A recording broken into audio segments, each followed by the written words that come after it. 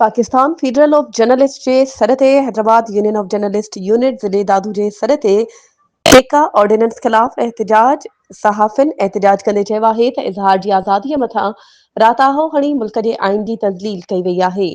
पेका एक्ट पाकिस्तान ते गैर जमहूरी कुवतुनि जे कब्ज़े जो परवानो आहे।